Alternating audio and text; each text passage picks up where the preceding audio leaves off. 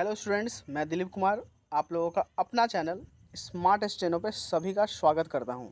आज हम लोग SSC stenographer group C and group D की बात करूंगा।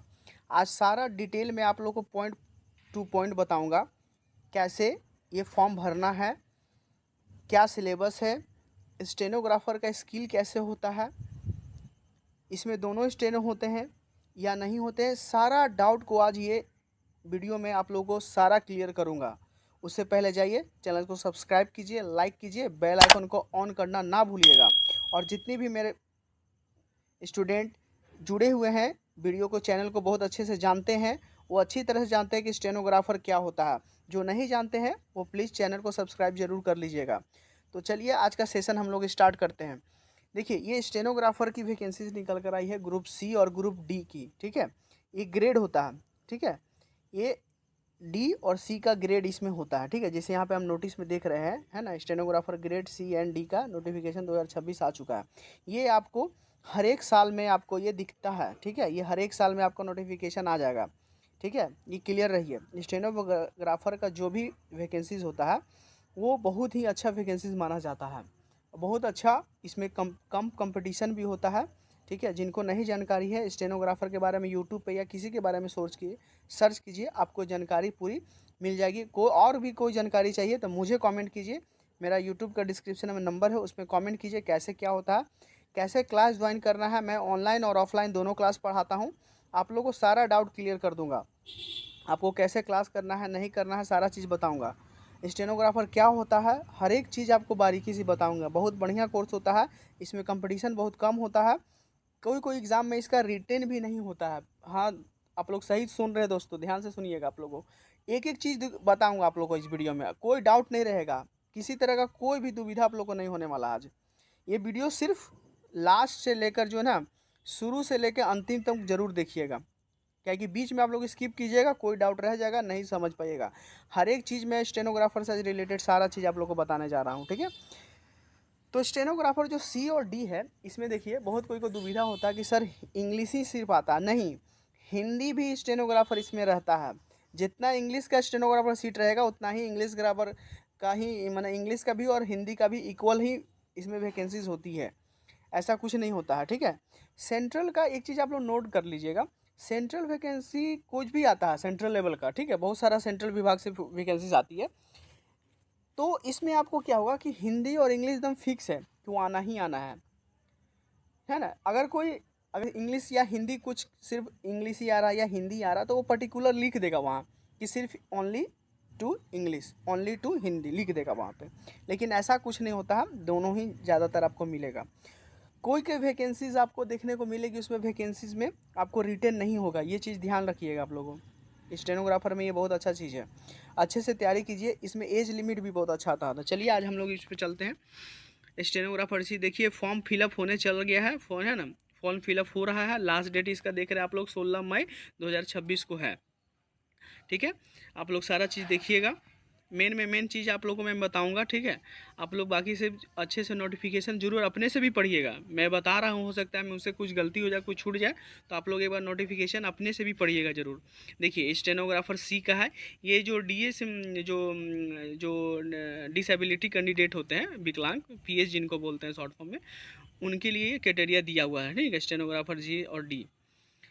अब यहाँ पे देखिएगा, आगे चलिए हम लोग चलते। देखिए, इसमें जितना भी पोस्ट आपको मिलेगा ना, सारा आपको एक चीज़ हमें बता देना चाहता हूँ, आपको सारा इसमें मिनिस्ट्रियल मिलेगा। एक चीज़ ध्यान दीजिए, सारा क्या मिलेगा आपको, मिनिस्ट्रियल मिलेगा। ये चीज़ ध्यान रखिएगा, माने जो भी जॉब लगेगा आपका, सॉरी, मिनिस्ट्रीज़ में ही आपको जाना है, कहीं भी अलग नहीं जाना है। ठीक है, मिनिस्ट्रीज़ में वैकेंसी आपको, ये सीट आपको मिलेगा, पोस्ट। ठीक है, नौकरी आपको मिलेगी। ठीक है, आगे चलिए।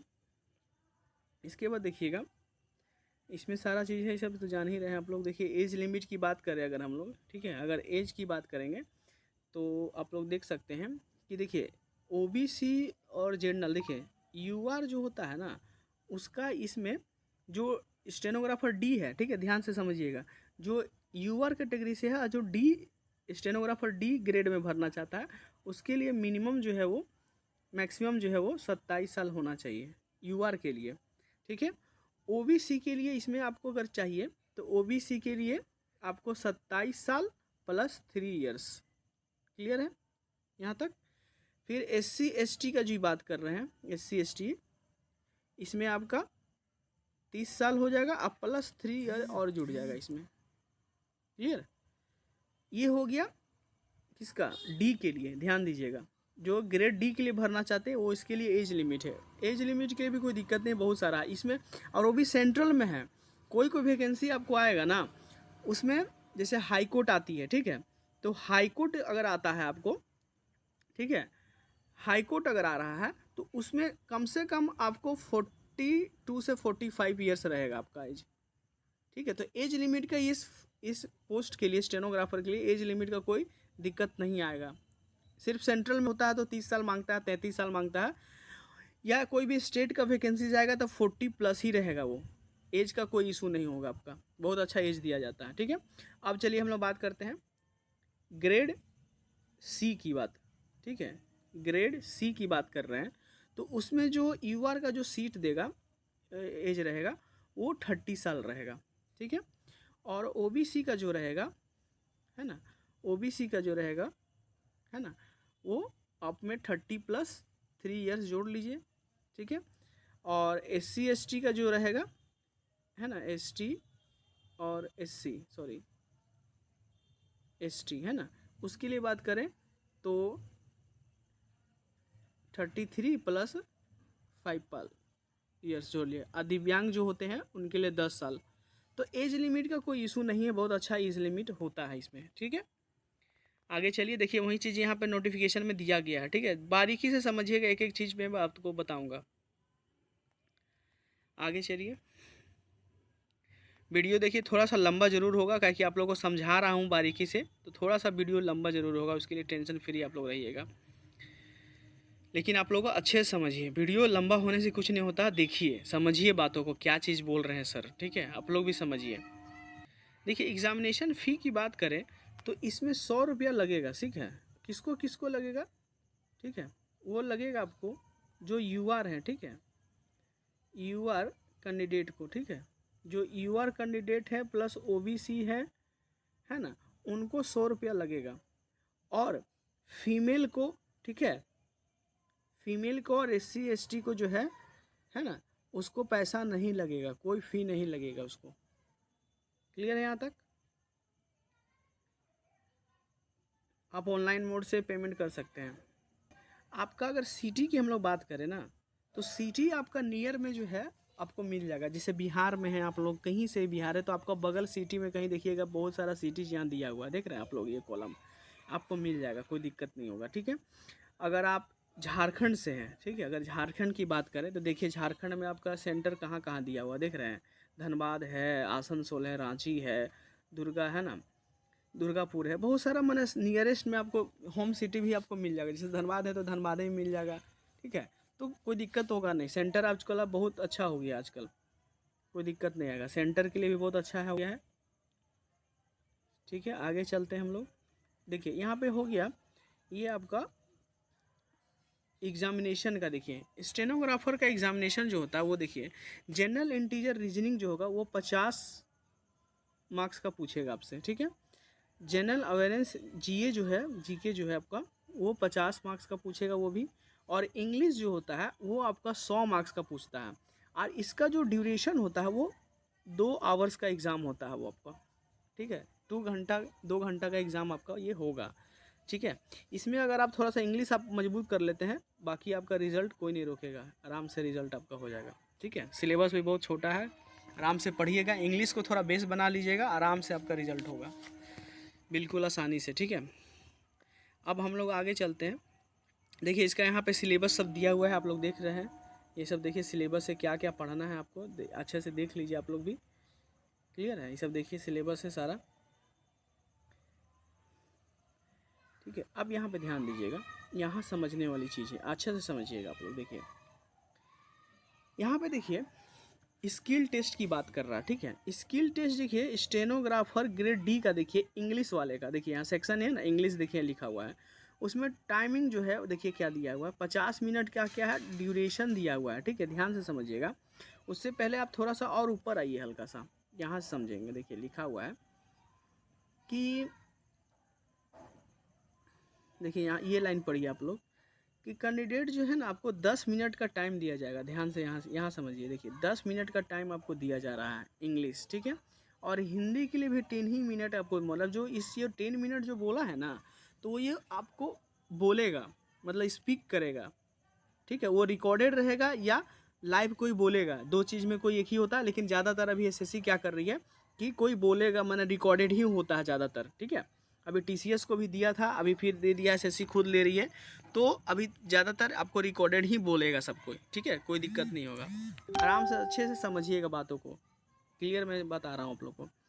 इसके बाद देखिए 10 मिनट का वो आपको स्पीच देगा, ठीक है। और जो ग्रेड सी होगा ना, ठीक है, उसका जो है 100 वर्ड पर मिनट के हिसाब से होगा, ठीक है। सी वाले के लिए 100 वर्ड पर मिनट है ना, मतलब आपको 100 के स्पीड से बोलेगा 10 मिनट तक, तो कितना हो गया, 1000 वर्ड पर हो गया, 1000 वर्ड हो गया आपका टोटल सी वाले के लिए। वो हिंदी रहेगा, मैं एक बार लिख के आपको दिखा रहा हूँ। ग्रेड, ठीक है, सी वालों के लिए इंग्लिश हो, ठीक है, या हिंदी हो, उसका डिक्टेशन 10 मिनट का ही होगा, ठीक है। और 100 का स्पीड होगा, ठीक है। क्लियर है यहाँ तक, 100 का स्पीड रहेगा वो। ये हो गया क्लियर आप लोग का, अब हो गया। इसके बाद देखिए ग्रेड डी वाले लोग का, ठीक है। ग्रेड डी के लिए, ग्रेड डी के लिए क्या करना बोल रहा है, इसके लिए क्या है कि जो स्पीड होगा, ठीक है, वो हिंदी रहे, सॉरी इंग्लिश रहे या हिंदी रहे, उस दोनों के लिए आपको 80 वर्ड पर मिनट्स के हिसाब से पूछेगा आपसे, ठीक है। WPM बोलते हैं, है ना, वर्ड पर मिनट 80 वर्ड के हिसाब से ग्रेड डी वाला के लिए, ठीक है। हिंदी रहे या इंग्लिश रहे 80 वर्ड पर मिनट से ही पूछेगा। और ये आपका ये भी 10 मिनट ही बोलेगा आपको। इसके बाद इसका अगर वर्ड निकालेंगे तो सीधा मल्टीपल इसको कर दीजिए, तो कितना हो गया, ये 800 वर्ड हो गया, है ना। तो ऐसे निकाला जाता है। क्लियर है यहाँ तक, आगे चलते हैं हम लोग। तो हो गया ये क्लियर, ये स्पीड का हो गया। अब टाइमिंग की यहाँ बात कर रहा, देखिए ध्यान से। तो इंग्लिश देखिए, स्टेनोग्राफर ग्रेड डी इंग्लिश वाला के लिए 50 मिनट का टाइम दिया जा रहा है आपको, सॉरी 50 मिनट जो टाइम दिया जा रहा है किसके लिए, तो ट्रांसक्राइब करने के लिए दिया जा रहा है, ठीक है। ध्यान दीजिएगा, ये आपको ट्रांसक्राइब करने का टाइमिंग दिया गया है 50 मिनट। लेकिन इससे आपको ज़्यादा एग्जाम में मिलेगा, एक चीज़ जान लीजिए, आपको बहुत सारा वर्क करवाता है, ये साइन कीजिए वो, तो आपको वहाँ उसका यूटिलाइज करना है, ठीक है। इसके बाद स्टेनोग्राफर ग्रेड डी के लिए जो हिंदी है उसके लिए देखिए 65 मिनट का टाइम दिया गया है ट्रांसक्राइब करने के लिए। जो आप मैटर को शॉर्ट हैंड में लिखें उसको ट्रांसक्राइब करना है फिर इंग्लिश में या हिंदी में, जो जिसका सेक्शन है उसमें, ठीक है। इसके बाद देखिए 3 में स्टेनोग्राफर ग्रेड सी का बात कर रहा है, ये इंग्लिश में 40 मिनट का टाइम देगा, ठीक है। और सी का हिंदी वाला सेक्शन में 55 मिनट का टाइम देगा। तो ये आपको ट्रांसक्राइब करने का टाइमिंग दिया गया है, ठीक है। ये डिसेबिलिटीज वाला है, ठीक है। यहाँ तक क्लियर है, आगे चलते हैं हम लोग। वो आपको दे दूंगा, चाहे मेरा देखिए अब नंबर मैं लिख दे रहा हूँ यहाँ पे, आप लोग यहाँ से भी देख सकते हैं। देखिए मेरा मोबाइल नंबर आपको मैं दे दे रहा हूँ आपको, देखिए 8092424342, ये 3 है, ठीक है। इस पे मुझे व्हाट्सअप कीजिए या कॉल कर सकते हैं आप, ठीक है। और डिस्क्रिप्शन में भी मेरा नंबर है, वहाँ से भी आप जाके मुझे व्हाट्सअप कीजिए, कॉल कीजिए। क्लास कैसे ज्वाइन करना है सारा चीज़ मैं आपको क्लास के रिगार्डिंग बताऊँगा। स्टेनोग्राफर का क्लास जो है मैं बहुत यूनिक तरीके से मेरा क्लास होता है। आराम से देखिए, क्लास जो है ज्वाइन करना है आपको, क्लास ज्वाइन कर लीजिए, है ना। ऑनलाइन और ऑफलाइन दोनों क्लासेस प्रोवाइड कराई जाती हैं, ऑनलाइन और ऑफलाइन, ठीक है। आप ज्वाइन कर सकते हैं क्लास।